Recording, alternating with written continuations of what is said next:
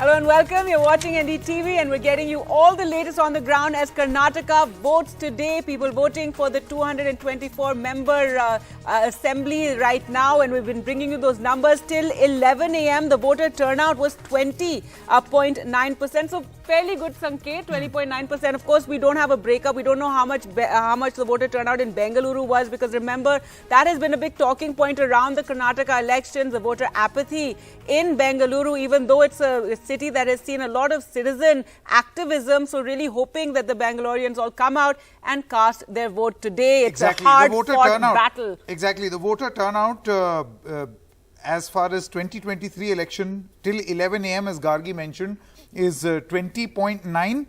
Remember, this is till 11 a.m. That is just an hour ago. That's the voter turnout. Now, if you compare this to 2018, the overall voter turnout was 72.5% in the state of Karnataka, which has seen a steady increase in the voter turnout from what it was earlier. 6 p.m. Yeah, it's on till 6 p.m. But you know, Gargi, another important point, since we are talking about the voter turnout first, you see, like any other part of India, a clear urban-rural divide, where there is a higher number of voters from rural Karnataka who are voting. For instance, if you take the figure of 2018, the rural vote share was 78.8% and semi-urban rural was 76.8%. Of course, the urban apathy continued in 2018 also. It's interesting right now, Sanket, because, you know, our reporters on the ground, and they've been saying that this time around we're hoping that the voter turnout in Bengaluru is better because it's on a weekday. And last time it was on a weekend. So many people from from the IT city took it as a long weekend and chose to go on a holiday rather than casting their votes. Now, this is a hard-fought battle. We have been bringing you the campaigning between the BJP, Congress, the JDS also hoping to play kingmaker, hold on to its bastion of 61 seats. For the BJP, they're hoping to, you know, finally break that jinx, that revolving door that Karnataka has seen, and hold on to power in its only state in the south, which it has, which is its citadel in a sense, the only state that it is in power in the south. Really hoping to hold on to that. The Congress, a do-or-die battle. And it's, Sanket, also very significant going into 2024. How the Congress does in Karnataka. Well, yes, you rightly mentioned that this is a southern fortress for the BJP. Lots of significance here. We have seen prestige battle, personalities and their reputation at stake, both whether it is from the Congress or the BJP. In the BJP, of course, this big, tall leader who was not in the electoral fray this time around, B.S. Yedurappa, but has had considerable sway when it comes to seat distribution, when it comes to, you know, basically deciding how the BJP should continue with its campaign. That control is still with ticket distribution, is still with B.S. Yedurappa. But the point is that beyond this, can the BJP control the damage? It is very clearly a case of the BJP being the incumbent and there being a very strong anti-incumbency that opinion poll after opinion poll seems to be mentioning about Karnataka. But has the BJP been successful in doing a good amount of damage control to arrest anti-incumbency? That is going to be the most crucial, with the massive amount of campaigning that was done by the Prime Minister, no less. That's right, and many new faces were brought in when the ticket distribution took place. The Prime Minister spending the last, you know, his 3 days, Friday, Saturday, Sunday, all in Karnataka, those very, you know, eyeball-catching road shows that he did in Bengaluru. And the Congress, of course, you know, taking pot shots and saying it's because they have no local leaders. They have nobody who's very, you know, very significant locally. So the Prime Minister is having to come in and campaign the way that he does. Though, Sanket, we also know that it is a trademark of Prime Minister Narendra Modi that he does go and has these, you know, very high-profile campaigns on the ground wherever he is. Let's go across now to our colleagues on the ground there, Shrija and Pratibha, for more. Shrija, first you tell us about what the turnout has been like, and as Sanket and I were talking, the focus really on the Bangalore turnout and whether it will redeem itself and see less voter apathy this time around.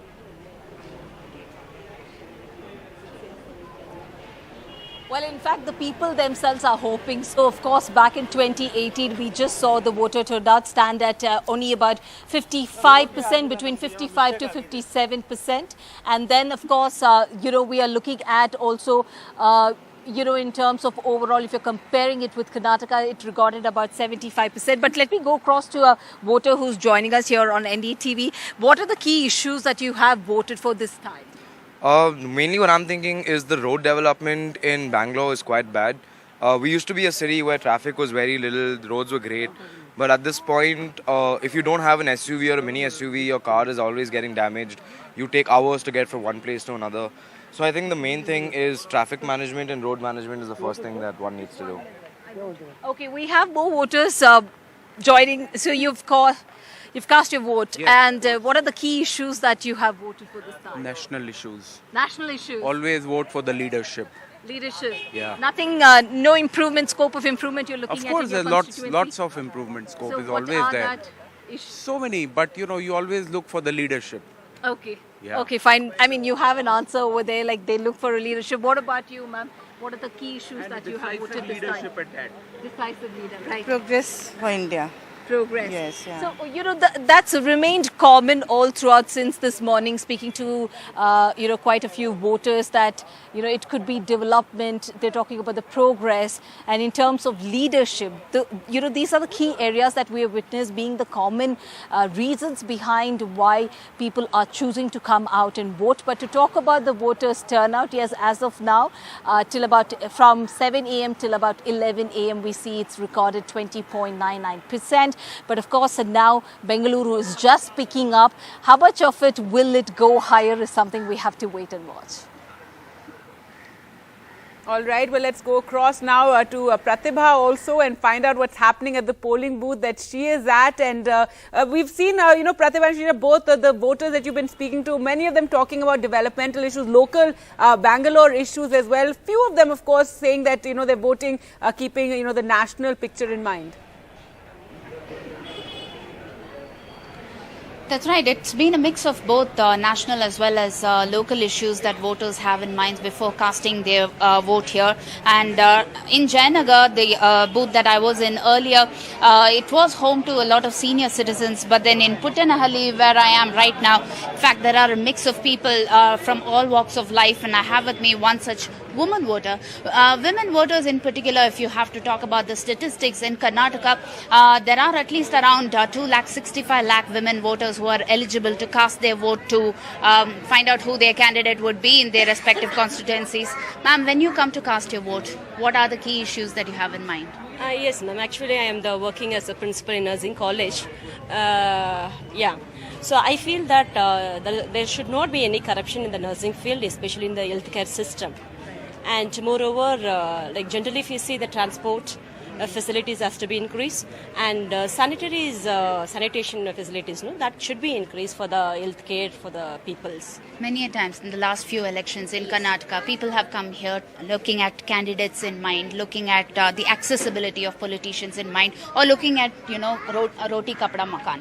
But this time, has it gone beyond all of that and, gone into, having national issues in mind? Yeah, of course. Yes, ma'am. It has to be. It should be the correct. What would be the national issues? Yeah, that's what I said. No, especially I feel that it is national issues in healthcare system. Yeah, healthcare system, and especially in the education is in Karnataka, it has to be improved, madam. I feel that. So thank you so much. Let me go across to a couple of other voters as well. So national issues, be it corruption, be it healthcare, or be it even education and infrastructure. These are the key issues that people have in mind. Some of them even telling me that, you need to keep in mind the leader of the nation and cast your vote. So if you can actually say a few words, what are the issues that you have in mind? No. Okay. What are the issues that you have in mind when you come to cast your vote? Unified Civil Code, that's one of them. I think we have to improve there as such. Right. And so this anything time to do with the central, so that's the reason we are voting for the. Okay. So do you think that local issues have taken a backseat this time and national issues have gained prominence? I think it's still okay to do that, but I think they will consider this also. So there are few issues that is there here which they'll address. But one thing I can say is BJP is looking at futuristic thoughts, Right. but Right. Thank you so much for this. Right. Well, what is pretty interesting about Bengaluru is that it has always been known for voter apathy, but this time around, the election date has been particularly focused on weekdays to ensure that this reputation of Bengaluru, or rather an infamous reputation of Bengaluru, would actually be broken. To break the norm is why the Election Commission has chosen to have the election date on a weekday. So do you think that the election date being on a weekday would actually increase the voter turnout in Bengaluru? Yeah, genuinely, if it was weekend, then it would be much relaxed because, rather we can see that most of the people they have allowed to go out and give the voting. Right. So even I am also working in corporate and wife also. So there is a flexibility that you can go out and give your voting. Right. The fact that it is on a weekday, we'll have to wait and see whether Bengaluru's voter turnout or the increased voter turnout just in case would actually kind of be a turnaround for the election this time around. Pratima, many thanks for joining us with all the latest. The number of times Pratibha has repeated the fact that the polling is on Wednesday. The fact that this exercise is being carried out on Wednesday. It makes such a big difference. Yeah, it makes Bengaluru. I don't know whether that will make a difference or not, but no, at it's least not a long weekend at least, so hopefully they will come out and cast their votes. And since the morning, Pratibha has been interviewing so many elderly people who've come out and really hoping the youngsters also, show up. And we can see the long line behind you, Pratibha. So hopeful, given the bad reputation that Bangalore has had, that they do come out and cast their vote today.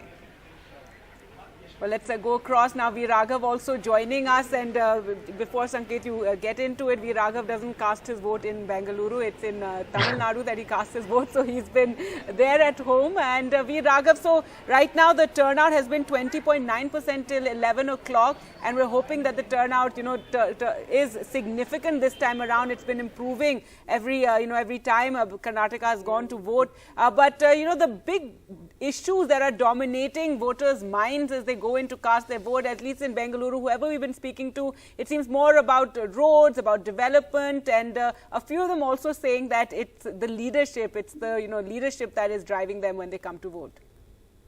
That's right, Gargi. First things first, you spoke about the voter turnout. I think it's time to, if there's one thing you learn as a political journalist over the years, is not to go by the voter turnout figures that one has at the moment, because they keep getting updated, and you will get only the final turnout perhaps late in the night or maybe even tomorrow morning. It keeps getting updated. So to make an assessment of whether Bengaluru has actually come out and voted, we may have to wait till tomorrow morning to know those. And as far as issues is concerned, well, yes, it's a bunch of issues, right? It can't be one specific issue. Well, local issues is what matters a lot in Bengaluru as well in terms of roads and infrastructure, but not to mention that there is a dominant national pitch as well.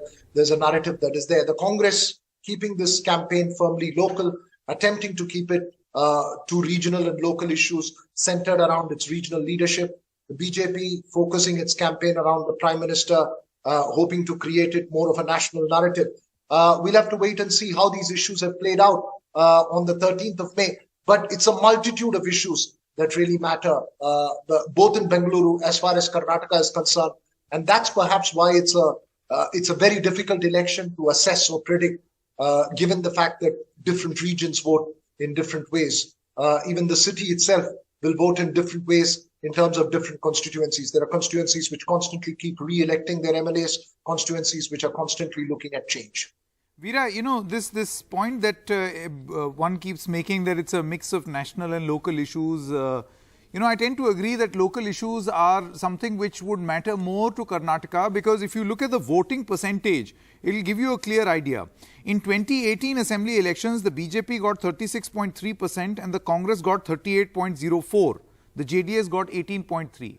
Cut to 2019 Lok Sabha, the BJP got 51% and the Congress 31%. So I think Karnataka does make this differentiation between a local and a national election. You're right. There's a discerning difference in the way a local election plays out, and that's primarily because of the JDS here, Sanket. If you look at the JDS vote shares, in an assembly election, it's consistently 18 to 20%. In a parliamentary election, it drops to 9 to 10%. So the 10% JDS vote is what one sees shifting to the BJP in a parliamentary election, which is why the BJP sweeps big in a parliamentary election. Added to that, there is also a national flavor that comes into an election, and the voting percentages itself go up to 51%. For instance, in 2019 for the BJP, the share of vote that they got was about 50+%. So yes, there is a decisive difference in the way the state votes in an assembly election vis-a-vis a parliamentary election. And that's primarily because the dynamics in an assembly election take that regional player, the Janata Dal secular, far more seriously than in a parliamentary election. All right, so let's just take a look at, we've been talking about the various communities as well, the Lingayat vote and how it has been with the BJP. How big of an impact, V. Raghav, has it had that the fact that you have a Jagdish Shettar who's gone and joined the Congress, has that made a bit of a dent in the Lingayat vote share, which has, predominantly been with the BJP? Well, we'll have to wait again, Gargi, for the results to assess whether it has made a dent or not. But look at the optics of it, and I think that's important to note that the Congress has been dominated by non-Lingayat leaders over the last 3 decades. The last one, since 1991, when Virendra Patil was removed unceremoniously, the Congress seems to have seen as losing that Lingayat base, and it's not made a pitch. For instance, a seat like Hubli Dharwad Central, where Jagdish Shettar is contesting from as a Congress candidate this time. Since 1994, he's won that seat, and the Congress has not made an effort to get that seat back. It doesn't have a strong candidate there, which is why it lapped up on a Jagdish Shettar as soon as he came.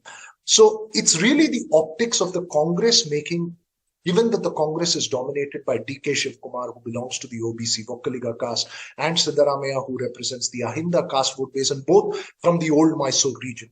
The fact that the Congress is making an effort and trying to change the optics, that's really the impact of the Jagdish Shettar and Lakshman Savdi moving on. Whether it will really have an impact, because even today, I think the undisputed and strongest Lingayat leader in Karnataka remains B.S. Yediyurappa. And he has been, though he may not be contesting an election, I think a lot revolves for the BJP around B.S. Yediyurappa.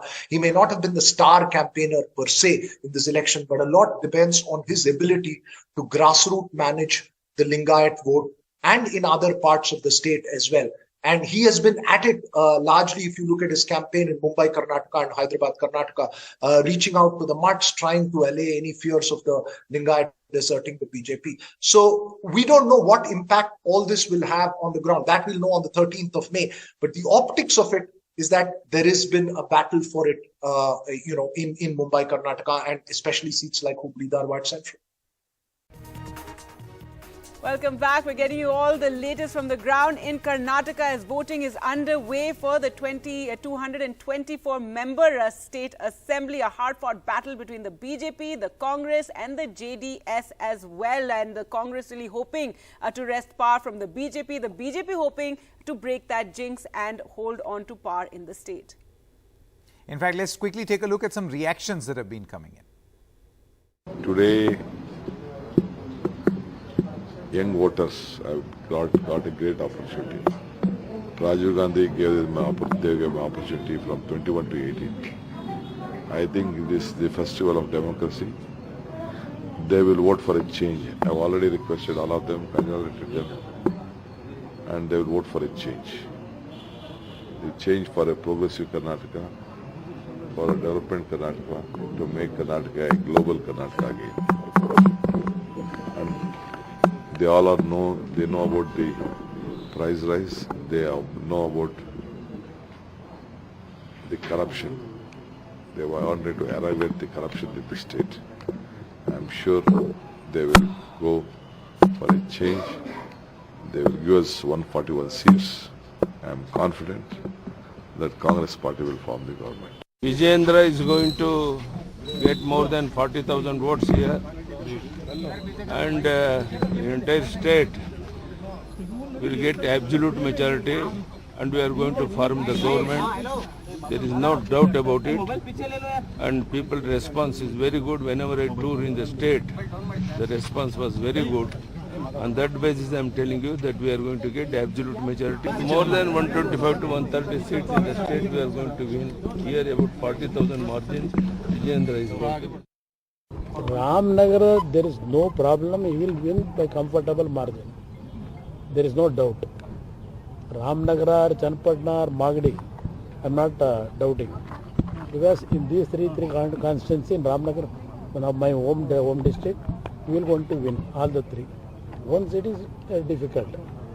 So what is the seat tally that you are looking at, sir, out of the 220? No, at this juncture, we will be ahead than Congress and BJP. Only thing, what I expected to reach 123 because of financial crunch. There is a drawback to me. Okay, are you saying that money power is definitely election means without money we can't do anything.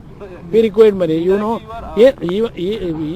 BJP, how much amount they have invested in each constituency. Everybody knows it. How much money they are distributing to get the vote. All those things everybody knows. So are you saying basically that the voters are being bribed by the BJP party? Not only BJP party. I will not blame only BJP. The system is like that. We have encouraged everybody. Every time we discuss about the fair election. But only on papers, always this fair election will be announced. I am very happy with the way our party has conducted the campaign for last 3 months. And I am very happy the way the people have responded. And I am very happy the way our workers have really toiled hard to make this victory a reality. Bomai sir, do you want to appeal something to the voters of Karnataka today? Yeah, I just want to say that please come and vote to the success of democracy and development of Karnataka. I am 100% confident I will win this election. A message for the young voters. A message for the young voters. Only 10% till now voter turnout has been. No, please exercise your right. Please go to the poll and exercise your right. Don't miss from exercising your votes. See, and I request the voter to vote for the party which works, which functions, and also take care of the poor people of the society. All right, so there we heard, all the big players in this Karnataka election. On the day of elections, DKS just after his temple visit, and all of them, in fact, I think did a temple visit this morning, but talking about how they're confident of the Congress coming to power. Basavaraj Bomai, the Chief Minister, also confident and also asking people to come out and cast their vote. But what's been really interesting, Sanket, is since the morning we've seen a lot of elderly citizens coming out and casting their vote. And Shrija, in fact, spoke to one such citizen who's 100 years old and he's hoping to cast his vote the next 2 times as well, he said. Let's just listen in.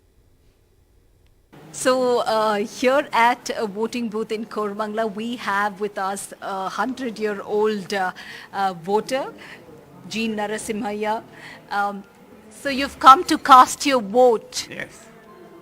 Okay. How excited are you? You are Yes, excited. I am very waiting for this day. Okay. Do you have anything on your mind? What is the change that you're looking at? No. I am quite normal. You're fine. How happy are you that you're voting at 100? Yes, I am waiting for this day. Okay, well, I wish you all the best for the next 5-year term as well, that you come back and vote. 10 more years. 10 more years? He has in his mind, I believe. Lovely, that's great that, God bless you for that. In fact, a 100-year-old voter also sitting here to wish that he would actually vote for the next 2 terms as well.